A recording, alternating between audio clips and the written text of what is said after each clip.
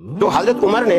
حضرت عوف بن مالک کے ساتھ ایک دن مسجد کا مدینے کا دورہ کر رہے تھے، وہ اکثر اپنی خلافت میں کرتے تھے، مسجد نبوی کے پاس سے گزرے تو دیکھا کہ لوگ فردن یہ بات ہو گئی نماز پڑھ رہے ہیں۔ تو آپ نے حضرت عبد الرحمن بن عوف سے کہا کہ عبد الرحمن کتنا اچھا ہو کہ میں ان کو ایک قاری کے پیچھے جمع کر دوں اور وہ سلسلہ جس کو اللہ پسند کرتا ہے وہ پھر شروع ہو جائے، اور وہ فرضیت کا خوف اب ہمارے دل سے جاتا رہا، اس لیے کہ اب ہمیں نبی نہیں، فرض ہوگی جب وہی آئے گی تو ہمارے پاس اللہ کا نبی نہیں ہے تو اب فرض ہو نہیں سکے، تو اس کو وہی رائج کیا جائے جو اللہ کو پسند ہے۔ پھر انہوں نے دو صحابی، موطا امام مالک کی روایت ہے، دو صحابی مقرر کیے جو قرآن کے حافظ قاری تھے، تمیم داری اور ابی بن کعب رضی اللہ تعالیٰ عنہ، اور ان کو کہا اور حکمن کہا، اور حکم کے الفاظ یہ ہیں الا احدا عشرۃ رکعۃ، آپ لوگوں کو 11 رکعتیں وتر سمیت پڑھایا۔ اب یہاں پہ مسئلہ ہے نا، اب یہ مسئلہ ہے، اب وہ مسئلہ آپ ان سے پوچھیں۔ حضرت صاحب نے میرے خیال ہے کسی بنیاد پہ یہ بات کہی ہوگی، کوئی سند ہوگی، ایسا تو نہیں کہہ دیا اس طرح۔ ایک تو بیہقی کی روایت ہے صاحب رضی اللہ عنہ کی، کہ وہاں صاف الفاظ ہیں کہ حضرت عمر کے زمانے میں ہم تراویح کی رکعت 20 پڑھا کرتے تھے، اور اسی طرح حضرت مالک کی روایت سے بھی ایک مرسل حدیث ہے جس میں یہی روایت ہے۔ تو حضرت نے پیش کی، اس میں تو صاحب بن یزید والی روایت، اس میں ایک راوی ہے یزید بن رومان،